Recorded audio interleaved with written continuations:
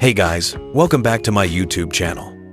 In today's video, I'm going to show you how to log out of your WhatsApp business account.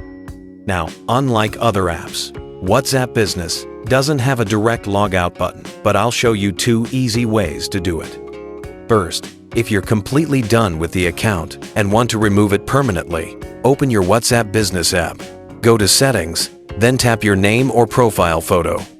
Scroll down, tap on Account, and you'll see the option to delete your account. Be careful though, this will permanently remove your account, chats, and business info.